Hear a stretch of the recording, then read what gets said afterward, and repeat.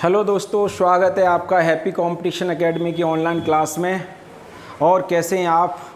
जहाँ तक उम्मीद है आप बहुत अच्छे होंगे और प्रसन्न होंगे और हमारी वीडियो को देख रहे होंगे और थोड़ा थोड़ा मुस्कुरा रहे होंगे। ठीक है, तो चलते हैं। आज एक्सरसाइज है आपकी 12, जिसमें देखते हैं किस तरह के क्वेश्चन हैं और उन्हें सॉल्व करना है और हम सब मिलकर के सॉल्व करेंगे। और आप हमसे पहले फास्ट आप हल करें। यदि आपको आ रहा है तो आप पहले प्रश्न को हल करें, हमारा इंतज़ार न करें। ठीक है, और आंसर निकालें। चलते हैं क्वेश्चन पर, देखते हैं क्या है भाई। ये है आपका पहला प्रश्न। किसी पिकनिक पार्टी के प्रत्येक सदस्य ने उतने ही रुपयों के दोगुने रुपए दिए जितने कि कुल सदस्य थे। इस प्रकार कुल 3042 रुपये एकत्रित हुए, तो उस पार्टी में उपस्थित सदस्यों की संख्या क्या है। यहाँ हमको देखना है कि कितने लोग हैं पिकनिक पार्टी में गए हैं, यानी कि एक्स लोग मान के चलते कि एक्स लोग पिकनिक पार्टी में गए। और जब एक्स लोग पिकनिक पार्टी में गए हैं और उन्होंने एक्स लोग हैं और एक्स का दूना ही, जितने लोग हैं उतने ही दूने उन्होंने क्या दिए हैं, रुपए दिए हैं। और दूने रुपए दिए हैं, दोगुने रुपए दिए, और कुल कितने रुपए इकट्ठे हुए हैं? 3042। भाई पेन तो आपका बहुत ही मस्त चल रहा है, तो फुल पर कर दिया है भाई। ऐसा लग रहा है जैसे ब्रश चला रहे हों, पेंट वाला।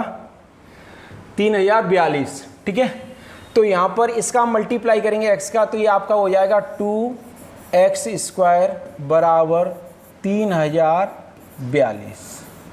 ठीक है, 2 से इसको हम कट करेंगे तो आपका ये कट हो जाएगा और आपका आ जाएगा 2 एकन 2, 2 पंजे 10 और 2 दूनी 4 और 2 एकन 2। ठीक है, ये आपका x² बराबर आ गया 1521। ठीक है, 1521। तो x बराबर आपका आ जाएगा √1521। और 1521 ही आपका कितने का होता है? 1521 आपका होता है 39 का वर्ग। कितने का होता है? 39 का। यानी कि कितने लोग थे वहाँ पर, यानी कि पार्टी में कितने लोग थे? 39 लोग थे। पार्टी में कितने लोग थे? 39 लोग थे।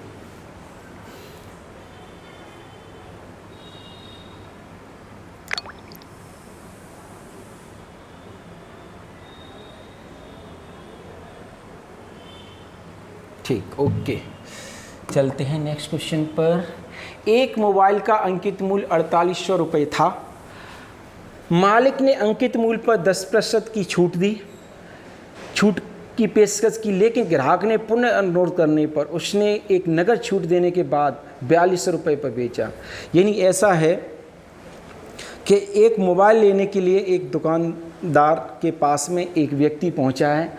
दुकानदार ने बोला, भैया ये मोबाइल है वो आपका 4800 रुपये का है, इस पर हमने 10% की छूट दी है। और 10% की छूट देने के बाद उसने ये बोला कि ये रुपये जितने का भी पड़ेगा वो आप इसको उतने रुपए का आप ले सकते हैं। लेकिन दुकानदार ग्राहक ने बोला कि जो भी रुपया आपका 10% की छूट के बाद आ रहा है वो रुपया तो हम नहीं देंगे, उससे हम कम देंगे। और कितना कम देंगे? हम 4200 रुपये देंगे। ठीक है, तो उसने कहा हमने एक छूट दे तो दी है, फिर आप कम पर क्यों लेना चाहते हैं? तो उसने कहा हमें और डिस्काउंट चाहिए। तो उसने ये पूछा है कि उसके बाद उसने 4200 रुपये का तो दिया है, लेकिन आखिरकार उसने दोबारा से जो डिस्काउंट दिया है, दोबारा से उसने कम रुपए दिए हैं, तो कितने कम रुपए दिए हैं या फिर कितने % का छूट दिया है। तो यहाँ पर देखते हैं, देखिए 4800 रुपये हैं। 4800 रुपये का उसका MP था, मैक्सिमम प्राइस था। उसने इसको 10% के डिस्काउंट पर दिया है। और 10% का डिस्काउंट है, तो 10% के डिस्काउंट 4800 पर उसने 10% का डिस्काउंट दिया है, तो 90 पर दिया है। ठीक है, 90/100, 0 0 ये कट हो जाएंगे। 0 आ गया आपका, ये 9 का 8 में 9 8 72 की 2 आ गए। ठीक है, 9 चौके 36, 9 चौके 36 और 36 आपका आ गया 4320 आ गया, 4320। अब ग्राहक ने ये बोला, भैया मैं 4320 तो नहीं देने वाला, मैं 4320 तो नहीं दूंगा। मैं दूंगा केवल आपको 4200 रुपये। देना है तो आप दे दीजिए। आप लोग भी करते होंगे ना, शॉपिंग करने जाते होंगे तो आपने बोला, उसने बोला कि मैं 4200 रुपये दूंगा, तो यहाँ पर उसको एक डिस्काउंट और मिल गया, सोचा जाए तो किसको, ग्राहक को, और दुकानदार ने दे भी दिया और उसको 4200 रुपये का दे दिया। आखिरकार यहाँ पर उसको डिस्काउंट कितना मिला, छूट कितना मिला, ठीक है। तो यहाँ पर जो वस्तु 4320 की आ रही थी वो वस्तु उसने कितने की ली है, कितने की ली है बेटा, 4200 रुपये की। तो यहाँ पर उसको जो डिस्काउंट मिला है वो कितने रुपए का मिला है, 120 का मिला है। और कितने पर मिला है, 4320 पर मिला है, ठीक है। तो 100 पर कितना होगा, ये डिस्काउंट परसेंट है यहाँ से। तो यहाँ से इसको आप हल करेंगे, तो आप हल कर दें इसको, 0 से इसको 0 को काट दें, ठीक है। और हल करेंगे, जो भी कैलकुलेशन होगी आपकी आ जाएगी 2.78% का उसने डिस्काउंट दिया। इसको आप कैलकुलेशन कर लेना, ठीक है। 6 से काट देना, 2 से काट देना, जो भी है आपका कट जाएगा, ठीक है, काट देना। चलते हैं नेक्स्ट क्वेश्चन पर। गुप्ता जी व उनकी पत्नी का वजन 7:8 के अनुपात में है और उनका कुल वजन 120 किलोग्राम है।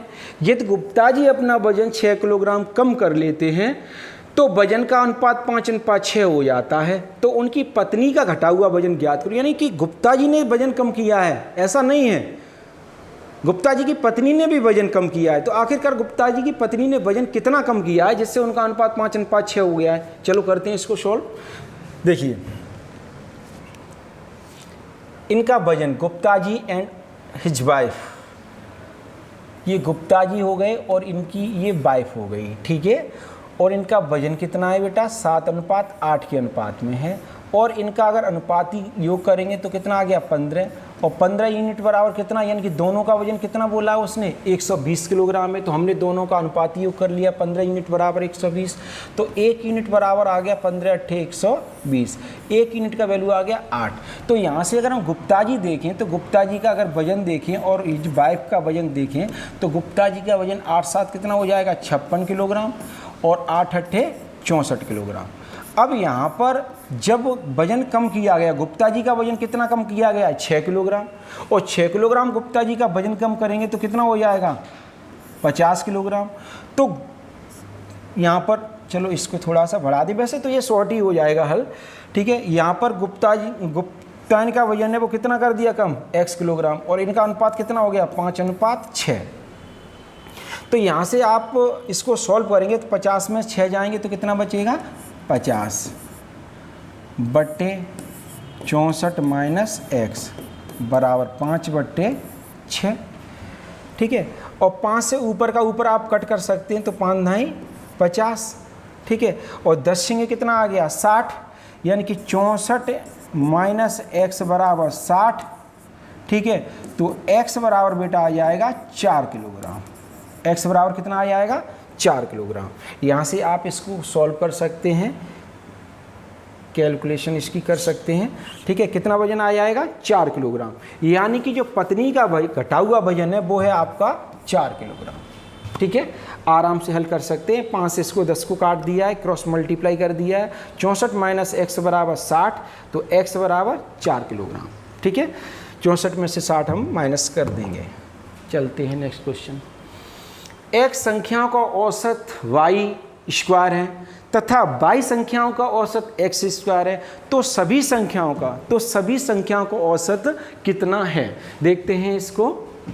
देखो, x संख्याओं का औसत कितना है, x संख्याओं का औसत है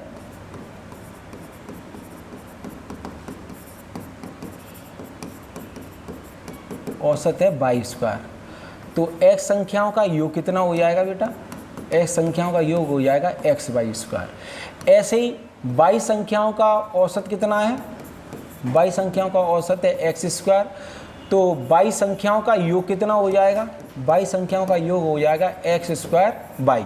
अब इन सभी संख्याओं का x और y का, तो यहाँ पर x + y संख्याओं का योग बराबर कितना हो जाएगा, x² y + y² x, ठीक है। तो इनका औसत अगर हमें निकालना है तो औसत ऊपर हम कॉमन ले लें तो एक्स वाई कॉमन आ जाएगा, क्या बचेगा एक्स प्लस वाई, और x प्लस वाई ये क्या चल रहा था बेटा, योग चल रहा था। अगर हमें इसका औसत निकालना है तो औसत बराबर आ जाएगा एक्स प्लस वाई बट्टे एक्स प्लस वाई, इसका भाग लगा देंगे x प्लस वाई का, तो x प्लस वाई से x प्लस वाई कैंसिल हो जाएगा। तो इसका जो एवरेज निकल करके आ जाएगा वो बेटा निकल के आ जाएगा एक्स वाई, कितना आ जाएगा निकल करके एक्स वाई, तो इसका एवरेज आ जाएगा एक्स वाई। अच्छा क्वेश्चन है, इसको आप कर लें, वही आया हुआ क्वेश्चन है, परीक्षा में एक बार आ चुका है, तो बहुत अच्छे से इसको कर लें। कुछ भी नहीं, इसका आंसर कितना है एक्स वाई। काफ़ी क्वेश्चन ऐसे आ जाते हैं परीक्षा में जिनके आपको आंसर भी याद होंगे, बट आंसर तभी याद होंगे जब उसको आप हल कर रहे होंगे, प्रश्न को हल किया है आपने, तो आपके माइंड में अगर थोड़ी सी भी इमेज है तो आपने जो देखा है वो आपकी इमेज आपके माइंड में ज़रूर आ जाएगी। ठीक है, देख लीजिए क्वेश्चन को। और पेपर में भैया ये सारी चीज़ें होती है, लिखने की आवश्यकता नहीं होती है। पेपर में तो सच बताएं इस तरह से प्रश्न हल होगा सीधा सीधा, यानी कि एक्स वाई स्क्वायर और एक्स स्क्वायर वाई हो जाएगा, और नीचे हम एक्स प्लस वाई का भाग लगा देंगे। तो यहाँ से सीधा अगर आपने किया है तो एक्स वाई कॉमन ले लेंगे तो एक्स प्लस वाई आ जाएगा, और नीचे क्या आ जाएगा एक्स प्लस वाई, ये कैंसिल हो जाएंगे और सीधा आ जाएगा एक्स वाई। ये आपका एवरेज निकल करके आ गया। ठीक है, डायरेक्ट हम कर देंगे वहाँ पर, पहली लाइन दूसरी में इसका आंसर आ जाए। जब ये चीज़ें सारी कब आती हैं, ये सब जब आता है जब आप प्रश्न को पहले से हल कर चुके होते हैं। ठीक है, आपने एक बार हल किया है, क्योंकि इस टाइप के क्वेश्चन है बहुत सारे आते हैं परीक्षा में, और इसमें ऐसे नहीं, अभी तो एक्स वाई कुछ संख्या भी आती हैं कि 10 संख्याओं का औसत 15 है, ठीक है, 5 संख्याओं का औसत 7 है। ठीक है, तो इस तरह से आएगा तो सबका योग करके औसत, तो 15 संख्याओं का औसत बताओ कितना होगा। ठीक है, तो इस तरह के प्रश्न आएंगे आपके में, तो आप उनको कर सकते हैं, नो प्रॉब्लम। ठीक है, हम देखते हैं कौन सा क्वेश्चन था आपका, ये हो गया, ठीक, रेडी, यही है। कोई धनराशि चक्रवृद्धि ब्याज से पहले वर्ष के अंत में 650 रुपये और दूसरे वर्ष के अंत में 676 रुपये हो जाता है, तो वह धनराशि क्या है। ठीक है, तो वह धनराशि क्या है। देखो क्या है क्वेश्चन, इसको हम थोड़ा सा आपको समझा करके चलेंगे अलग पेज पर। ठीक है, कोई धनराशि है, ठीक है, तो वो पहले, जैसे मेरे पास में पी रुपया है, कितना रुपया है, पी रुपया, ये पी रुपया है पहली वर्ष में, ये हमारा हो गया बेटा 650 रुपये। ठीक है, कितना हो गया 650 रुपये, और अगले वर्ष यानी कि दूसरी वर्ष ये धन हो गया हमारा 676 रुपये, यही उसने बोला है। तो बताओ मूलधन क्या है, यहाँ पर ये क्वेश्चन मार्क है। हो सकता है आपसे यहाँ पर वो पूछे कि अगली तीसरी साल में यहाँ पर धन कितना होगा, यहाँ का पूछ ले। ये क्वेश्चन एक पूरा टाइप है, इस टाइप के प्रश्नों का एक टाइप है, उस टाइप के अकॉर्डिंग हम इस प्रश्न को हल करेंगे और आपको समझाएंगे। तो यहाँ पर हमें एक चीज़ देखने के लिए मिलती है, हमेशा मिलेगी ऐसे प्रश्नों में, कि यहाँ पर ये धन कुछ गुना होता है। ठीक है, यानी कितना यहाँ से गुना हो रहा है ये धन, तो यहाँ पर हम देखते हैं कि 676 बटे हम लिखेंगे 650। ठीक है, तो अगर हम इसको, हाँ, ये 13 से कट जाएगा हमारा। ठीक है, 13 पंजे 65 और 13 दूनी 26। ठीक है, और ये 13 पंजे 65, 50 बार और भी कट जाएगा ये। ठीक है, 2 से और काट सकते हैं इसको हम, 2 दूनी 4। ठीक है, 2 दूनी 4 और 2 छिंगे 12, और ये कट जाएगा 2 दूनी 4 और 2 पंजे 10, यानी कितना आ गया 26 बट्टे 25। देखो बेटा, इसको तो मैं डायरेक्ट भी कर सकता था हल, लेकिन मैंने समझा करके आपको किया है आपके समझने के लिए। तो यहाँ पर ये धन क्या आ गया 26 बट्टे बेटा कितना आ गया 25। यहाँ पर धन ये 26 बट्टे 25 गुना हो रहा है। अगर वो आपसे बोलता कि तीसरी साल में धन कितना हो जाएगा, तो आप भी यहाँ पर कितना कर देंगे 26 बट्टे 25, 26 बट्टे 25 आप इसको कर देंगे, तो यहाँ पर भी आपका आंसर आ जाएगा तीसरी साल में। लेकिन उसने पूछा क्या है, यहाँ पर पूछा है यहाँ धन कितना होगा, यहाँ पर धन कितना होगा, तो यहाँ पर भी धन ये कितना हो रहा होगा बेटा 26 बट्टे 25 हो रहा होगा। कितना हो रहा होगा 26 बट्टे 25 हो रहा होगा। तो यहाँ पर हम लेकर के चलें प्रश्न को, P गुणा 26 बट्टे 25 बराबर कितना धन हो गया है आपका बेटा 650 रुपये। ठीक है, यहाँ से हल करें इसको, तो P बराबर 650 गुणा 25 बटे 26। ठीक है, अब आप इसको हल कर सकते हैं, कोई दिक्कत नहीं है। ठीक है, इसको काट दो, 13 दूनी 26 और 13 पंजे 65, 50 बार कट गया। 2 से इसको आप काट देंगे तो ये बेटा कितनी बार कट जाएगा? 25 बार। तो 25 का गुणा 25 में करेंगे तो कितना आ जाएगा? 625। यानी कि जो धन है, वो जो धन है आपका यहाँ पर कितना होगा? ये 625 रुपये होंगे बेटा। कितना धन होगा? ये 625 रुपये होंगे। और यहाँ 3 साल बाद धन कितना हो जाएगा? 3 साल बाद वो धन पूछता है आपसे, वो कितना हो जाएगा? ठीक है, तो आप क्या करेंगे? 676 गुणा 26 बटे 25।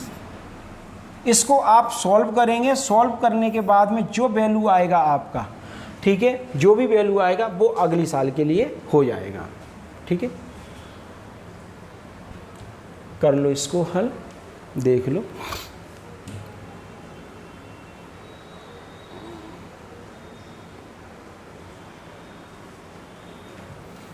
चलते हैं नेक्स्ट क्वेश्चन पर। यदि 4 पुरुष या 6 महिलाएं 7 घंटे प्रतिदिन काम करके एक काम को 12 दिनों में समाप्त कर सकते हैं। कितने दिनों में समाप्त कर सकते हैं? 12 दिनों में समाप्त कर सकते हैं। तो 10 पुरुष तथा 3 महिलाएं मिलकर 8 घंटे प्रतिदिन काम करके दोगुने काम को कितने दिनों में समाप्त करेंगे? दोगुने काम को कितने दिन में समाप्त करेंगे? तो इसको देखो, हम करते हैं। कितने? या तो 4 पुरुष हैं, या तो 4 मेन हैं, या 6 वुमेन है। कोई भी लगाएं काम पर, एक ही लगाना पड़ेगा। यहाँ से अगर हम देखें तो मेन अपॉन वुमेन बराबर 6 बट्टे कितना हो जाएगा? 4। थोड़ा बड़ा है, मोटा है। ठीक है, तो यहाँ से अगर हम हल करेंगे तो 2 3 6 और 2 दूनी 4, इनका यूनिट निकल करके आ गया, वैल्यू निकल करके आ गई। एम का मान कितना है? 3 और डब्ल्यू का मान कितना है? 2, यानी कि वुमेन का। अब यहाँ पर हम चाहे तो पुरुषों को ले लें, चाहे हम महिलाओं को ले लें काम पर, एक को हमें लेना पड़ेगा। ठीक है, तो सपोज दैट हम पुरुषों को ही ले लेते हैं। तो हमने 4 पुरुषों से काम कराया, 4 पुरुषों से हमने काम कराया और काम हमारा चला 7 घंटे करके। काम कितने दिन में समाप्त हुआ? काम 12 दिन में समाप्त हुआ। तो 10 पुरुष और 3 महिलाएं, 10 पुरुष और 3 महिलाएं 8 घंटे प्रतिदिन काम करके, 8 घंटे प्रतिदिन काम करके, और काम भी कितना है बेटा? 2 गुना, दूना काम है। और यहाँ पर काम कितना है? 1 है। यहाँ काम कितना है? 2 गुना है। 2 गुने काम को कितने दिन में समाप्त करेंगे? तो यहाँ से हम देखें अगर, तो 2 से तो ये यहाँ से ख़त्म हो गया, 2 चौके 8, ये 2 चौके 8 खत्म हो गया हमारा। ठीक है, और 4 से हमारा ये 4 खत्म हो गया, करना चाहें तो ये 4 खत्म हो गया। तो यहाँ क्या बचा? मेन। और एक मेन का वैल्यू कितना है बेटा? 6 है। सॉरी, वो तो 3 निकाल लिया हमने, कितना निकाला है? 3।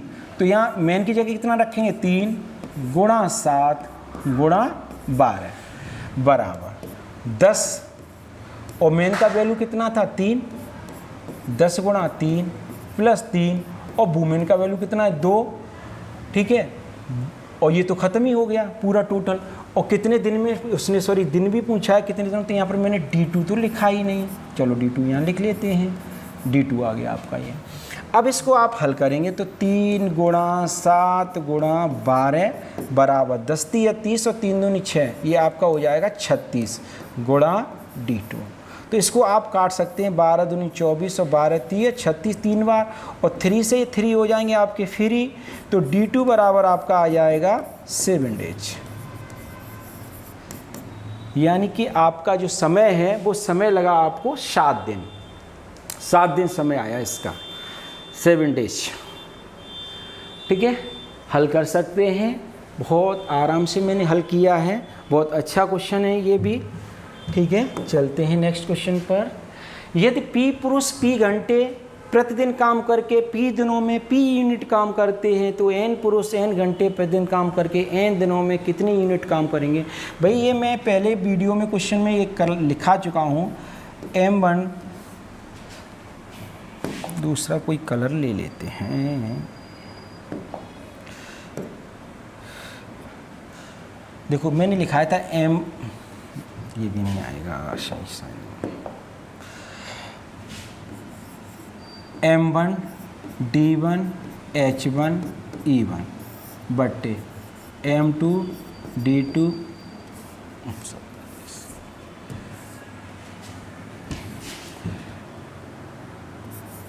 M1 D1 H1 E1 बट्टे W1 R1 M2 D2 H2 E2 मतलब एफिशिएंसी बट्टे W2 और R2। इसका ये फॉर्मूला होता है, इससे पूरा चैप्टर ही सॉल्व हो जाता है इस टाइप का, ठीक है। W का मतलब होता है यूनिट वर्क, कितना वर्क है। रेट का मतलब है रुपया पैसे, यानी मजदूरी वाले प्रश्न हैं वो वाले इसमें हल होंगे, सब तरह के प्रश्न हल हो जाते हैं। यदि P पुरुष, कितने पुरुष हैं बेटा? P पुरुष। यदि P पुरुष P घंटे प्रतिदिन काम करके P दिन में P यूनिट काम करते हैं, तो N पुरुष N घंटे प्रतिदिन काम करके N दिनों में कितने यूनिट काम करेंगे? W2 इसने पूछा है। तो यहाँ से P से P हमारा कैंसिल हो जाएगा, तो क्या बचेगा यहाँ बेटा? P²। और यहाँ क्या बचेगा? NQ बट्टे W, क्योंकि N पुरुष N दिन में N पुरुष N घंटे प्रतिदिन काम करके N दिनों में कितने यूनिट काम करेंगे, ठीक है। तो सारे N ऊपर आ जाएंगे, यहाँ से क्रॉस मल्टीप्लाई करेंगे तो W बराबर हमारा W इधर आ जाएगा, P इधर पहुँच जाएगा, यानी कि NQ बट्टे P², यानी कि NQ बट्टे P², यानी कितना काम करेगा, यूनिट कितना निकल करके आया है? NQ बट्टे P²। क्या है ऑप्शन में? NQ बट्टे P², ये है आपका आंसर, ठीक है। बहुत आसान प्रश्न होते हैं, बहुत ही आसान इस टाइप के प्रश्न, ठीक है। मिश्र समानुपात से हैं ये, और बहुत आराम से ये प्रश्न के आंसर आ जाते हैं, ज़्यादा कुछ करने की आवश्यकता नहीं है। एक पार्टी में महिलाओं और पुरुषों का अनुपात 3:2 है। यदि 20 और पुरुष आ जाते तो अनुपात 2:3 हो जाता, तो महिलाओं की संख्या ज्ञात करो। तो देखो, एक पार्टी में महिलाओं और पुरुषों का अनुपात, यानी कि मैन और वुमेन का अनुपात है, महिलाएं पहले दे दी, चलो कर लेते हैं। वुमेन और मैन का रेशियो है 3:2, ठीक है। तो यानी कि 3x महिलाएं हैं और 2x पुरुष हैं। यदि 20 और पुरुष आ जाते तो 20 पुरुष, क्योंकि ये वुमेन है, 20 पुरुष और आ जाते तो अनुपात कितना हो जाता बेटा? 2:3 हो जाता, 2:3 हो जाता। इसका क्रॉस मल्टीप्लाई कर दो, 3 तरह के कितना आ गया? 9x, ठीक है। 2 का इधर कर दो तो 2 दूनी 4x प्लस 2 दूनी 4, यानी कि 40 आ जाएगा, ठीक है। 9x 4x जाएंगे तो कितना बचेगा? 5x बराबर कितना आ गया? 40। तो x बराबर कितना आ जाएगा? 8। x बराबर कितना आ गया? 8। पूछा क्या है? तो महिलाओं की संख्या बताओ। भैया महिलाओं की संख्या कितनी थी यहाँ पर? महिलाएं कितनी थी? वुमेन कितनी थी? 3x थी। तो वुमेन आपकी कितनी थी? 3x थी। तो 3 गुणा x का वैल्यू कितना है? 8। तो 8 थी, कितना आ जाएगा? 24। यानी महिलाओं की संख्या 24 है। महिलाएं कितनी हैं? 24 हैं, 24। चलते हैं नेक्स्ट क्वेश्चन पर।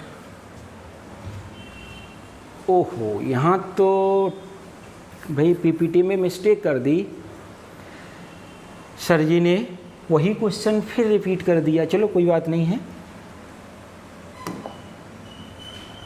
एक व्यक्ति के पास कुछ धन है, वह इस धन का 20% एक वस्तु को खरीदने पर खर्च करता है, शेष धन का 5% यातायात पर खर्च करता है। उसने 120 रुपये उपहार में दे दिए।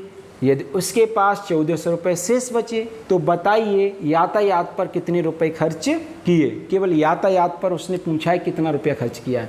अच्छा ये बताओ, आपने 120 रुपये किसी व्यक्ति को, आपने 1 महीने का कोई पेमेंट मिला, आपने 1400 रुपये बचाए, आपकी जेब में 1400 रुपये बचे थे, और उससे पहले आपने 120 रुपये किसी व्यक्ति को उपहार में दे दिया। आपके घर पर कोई रिश्तेदार का बच्चा आया या कहीं पर भी आपने सपोज दैट दे दिए, तो आखिरकार 120 भी तो रुपये आपके पास बचे ही तो थे खर्च करने के बाद में, तभी तो आपने उसमें से दिए हैं।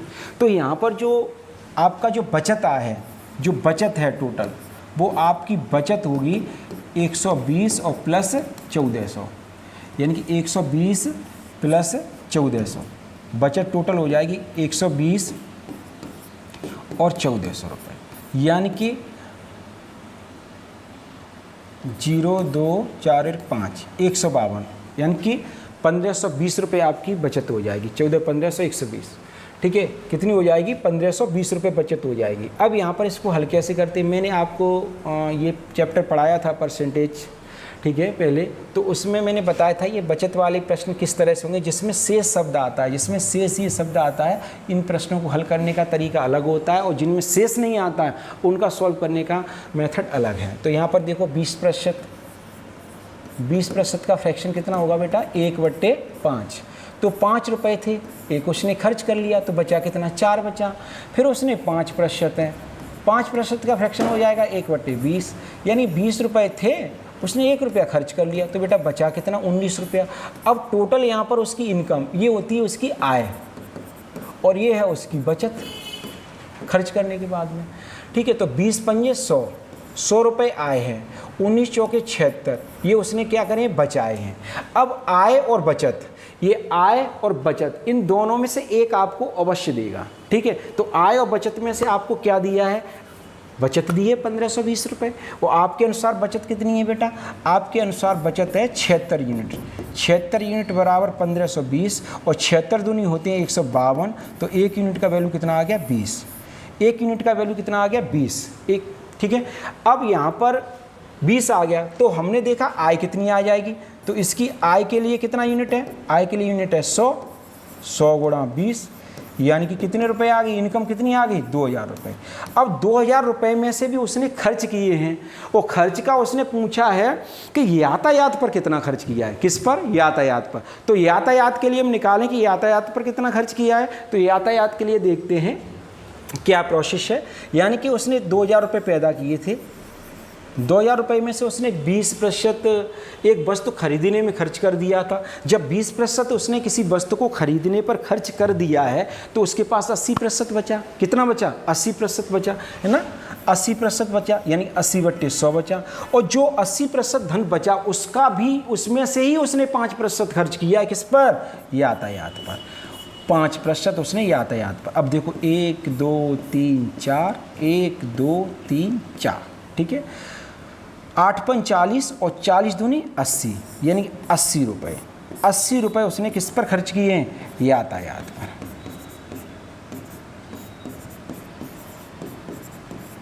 यातायात पर खर्च उसने कितने करे हैं? 80 रुपये खर्च किए हैं। इस तरह से आपका ये प्रश्न सॉल्व हो गया। यातायात पर खर्चा उसका 80 रुपये है, ये जो दिया है 80 रुपये। ऐसे प्रश्नों को आप आसानी से हल कर सकते हैं। इस तरह से आपके 10 क्वेश्चन हो गए। 10 तो नहीं हुए, यहाँ तो 9 ही हुए, क्योंकि एक क्वेश्चन तो डबल है, रिपीट हो गया है। तो कोई बात नहीं है, हो गया तो हो गया। और मिलते हैं नेक्स्ट वीडियो में। आप बहुत अच्छे से इन सारे प्रश्नों को हल कर लें, ठीक है।